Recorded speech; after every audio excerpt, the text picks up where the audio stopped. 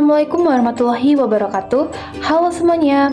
Dalam video kali ini aku akan mengulas kembali materi yang telah disampaikan oleh Bapak Dr. Arman Magister Pendidikan pada pertemuan kedua, yaitu konsep dasar media pembelajaran untuk memenuhi mata kuliah media pembelajaran SD berbasis ICT.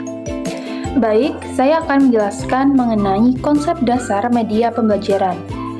Nah, jadi kata media itu berasal dari bahasa Latin yang berarti medium.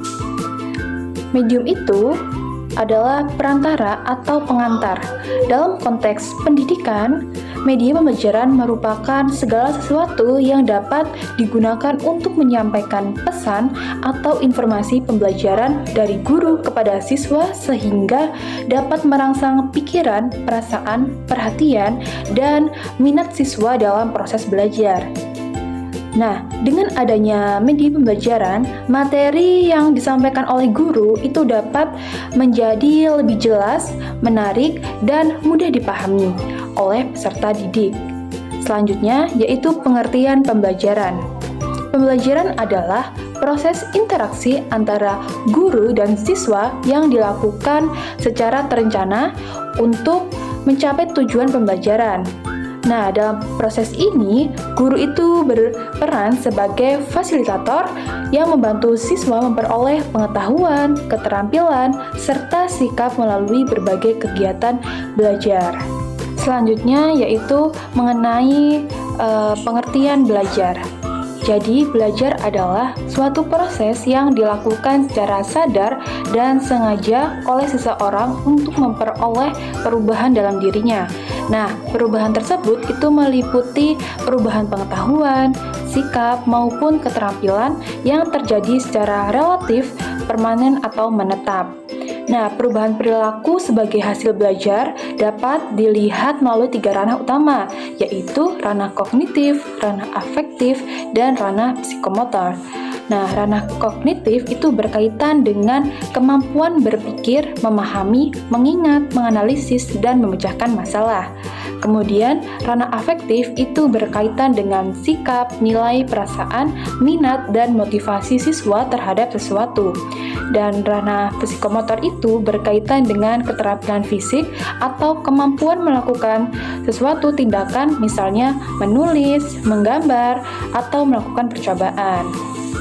Selanjutnya, model komunikasi dalam pembelajaran. Dalam proses pembelajaran, guru sebenarnya itu sedang melakukan proses komunikasi dengan siswa.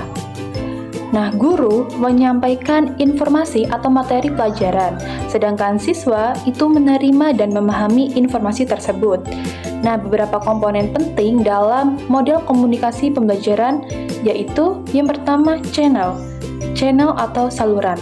Channel adalah media atau saluran yang digunakan untuk menyampaikan pesan dari guru kepada siswa. Nah, saluran ini bisa berupa buku, gambar, video, presentasi, atau media digital berbasis ICT. Nah, yang kedua itu encoding. Encoding adalah proses guru mengubah materi pelajaran menjadi bentuk pesan yang dapat disampaikan kepada siswa. Misalnya, guru menjelaskan materi menggunakan cerita, gambar, video, atau media pembelajaran lainnya. Dan yang ketiga, itu decoding. Decoding adalah proses siswa memahami pesan atau materi yang disampaikan oleh guru. Nah, setiap siswa itu bisa memahami pesan secara berbeda, tergantung pengalaman dan kemampuan mereka. Yang keempat, noise atau gangguan. Noise adalah gangguan yang terjadi selama proses komunikasi pembelajaran. Nah, gangguan ini itu dapat berupa suara bising di kelas, siswa tidak fokus, penjelasan guru kurang jelas, media pembelajaran kurang menarik. Nah, gangguan ini itu dapat menyebabkan pesan yang disampaikan oleh guru itu tidak diterima secara optimal oleh siswa. Nah, yang kelima itu feedback. Feedback adalah respon atau tanggapan dari siswa terhadap materi yang disampaikan oleh guru. Nah, umpan balik dapat berupa pertanyaan, jawaban, diskusi, ataupun hasil tugas yang dikerjakan siswa.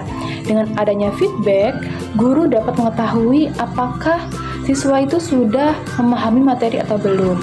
Selanjutnya, tujuan pemanfaatan media pembelajaran. Yang pertama yaitu memperjelas penyajian pesan.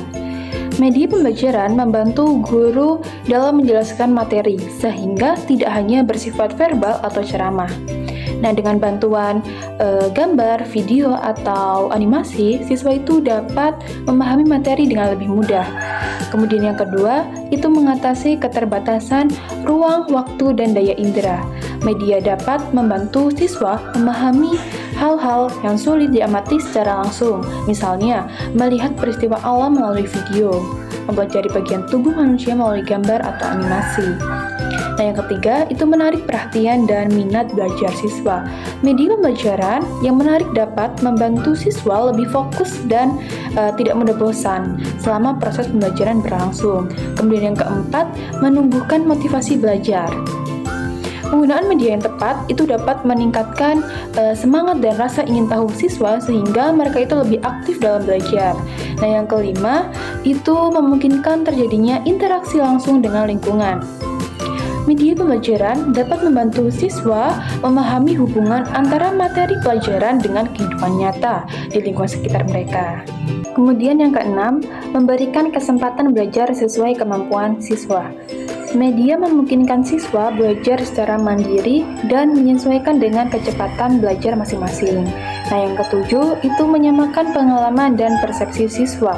Media membantu memberikan pengalaman belajar yang sama kepada semua siswa, sehingga pemahaman mereka itu terhadap materi menjadi lebih seragam atau sama. Selanjutnya, kedudukan dan fungsi media pembelajaran. Yang pertama, menginformasikan tujuan pembelajaran. Kedua, memotivasi peserta didik. Ketiga, menyajikan informasi. Keempat, menstimulasi diskusi dan interaksi peserta didik. Kelima, mengarahkan aktivitas belajar peserta didik. Keenam, mengontrol aktivitas peserta didik. Ketujuh, memberikan penguatan. Kedelapan, memberikan stimulasi. Kesembilan, melakukan penilaian. Kesepuluh, administrasi. Dan yang terakhir, penelitian dan pengembangan. Demikian materi yang dapat saya sampaikan. Saya ucapkan terima kasih. Wassalamualaikum warahmatullahi wabarakatuh.